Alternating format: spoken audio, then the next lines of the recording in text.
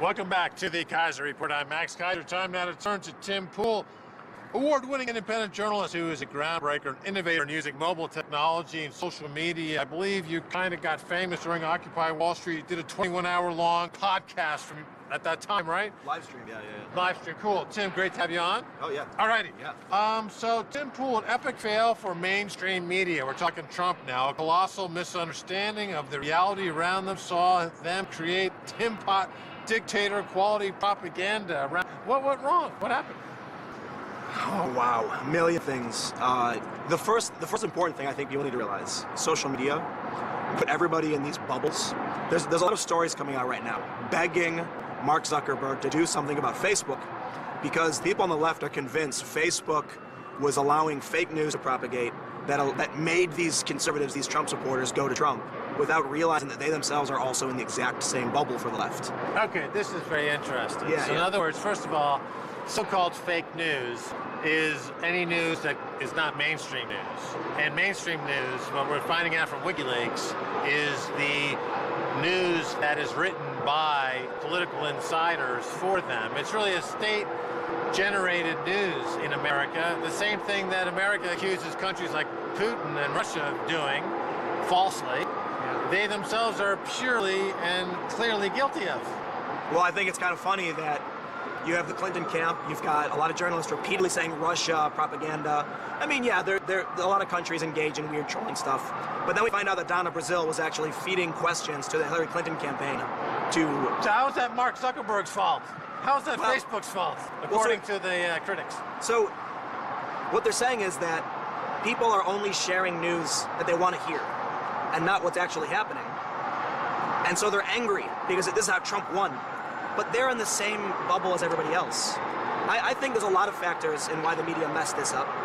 And I think the biggest one, outside of the filter bubble issue of the social media problem, is that they're trying to chase the ratings as hard as they can. You know, I've been to something like 30-plus Trump events. When stories started breaking about fights at the Trump rallies, I was getting tons of requests, you know, go there, film this, tell us what's happening, and I didn't see it. You know, I bumped into a few people I would consider to be mean or racist along the way. But for the most part, I saw tens of thousands of people who were very calm and very normal people with a few concerns about government corruption, political insiders, trade agreements. I found it rather boring. I was like, it's just a normal political event. But the TV would have you convinced that everyone at these rallies were screaming racist slurs, were trying to start fights with everybody. They were trying to get ratings. And so they chased their own tail in a circle of this crazy story about Trump supporters being crazy, like psychotic. All right, so to follow up what you're saying there was a story that came out during the campaign, Les Moonves over there at CBS. He was at a trade convention of broadcasters, and he made the comment that Trump might be the worst thing to ever happen in America, but he's making us rich. The ratings are fantastic. So that's in other words, that's the devil's bargain. The mainstream media created Trump, so they have no right to complain now that he's president. They were but yes and no. You know, they kept putting him on TV. They kept showing him because he sells. And I think Trump knows this. I think he played to it. But at the same time, there was a story a few weeks ago. It went viral because Trump Jr. was holding a clear plastic cup with a yellow liquid in it. And everyone was saying he asked for a cup of water at In-N-Out, but filled it with lemonade instead. Who cares? Seriously. No matter what they could find, they were desperate to just dig up anything all the time. And what about the Pepe the Frog? You know, I don't think I ever fully embraced. I think the only thing I understand about Pepe the Frog is that it came out of the 4chan guys, who are the masters of creating memes. Yeah. They created Doge, I believe, the cryptocurrency. Going back before Doge, they created a lot of memes that went on to change the discussion out there. I think that the Pepe the Frog came out, but Hillary Clinton bought into it and made her look stupid. Let me tell you a story. Okay. A long time ago, I'm regularly on 4chan. I don't really participate a whole lot, but it's a really interesting thing. So just for people know, 4chan is basically a bulletin board. It's a bulletin board. It's just a collective of people posting stuff, and that's about it. But it just has a certain... There were a few celebrities. Okay, so let me explain Pepe. Pepe was just an inside joke that meant you were in on the joke. That's all it really was. If you were on 4chan, if you were on these other forums, 8chan or whatever, you use Pepe as a symbol of like, I understand you, and people would laugh about it. There'd be the rare Pepe, which means like someone would design, they give him a wig or something stupid. Well, some celebrities started using it. I think it was like Katy Perry and some other people posted pictures of Pepe to their social media accounts. And so the users on 4chan started freaking out, saying, oh, the celebrities are trying to, take our culture. They call them appropriating their memes. So and the people on 4chan call them normies. They said the normies are trying to take Pepe. So this is a few years ago. They said, from now on, Pepe is a racist meme. That way we can start attributing these celebrities to racism. And I laughed about it at the time.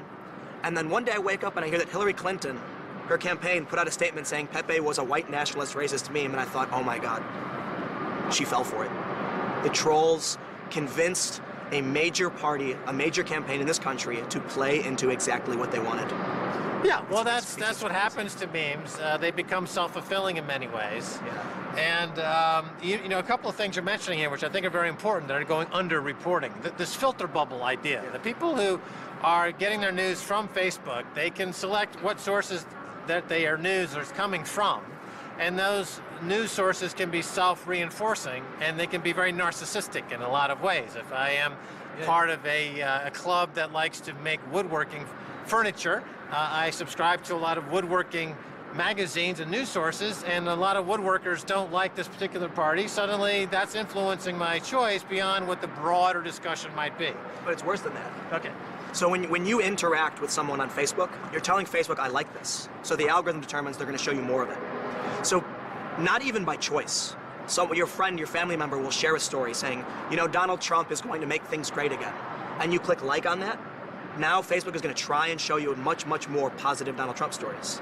If you say there's a story that says Donald Trump is a racist, and you click like on that or you comment on that, Facebook is going to try and feed you more of that. So it's pushing people further and further in each opposite direction. Okay, so the filter bubble, beyond just the silo quality of that filter bubble, is it exacerbates your bias by feeding you additional stories that clog up your timeline with stories that you quote-unquote like.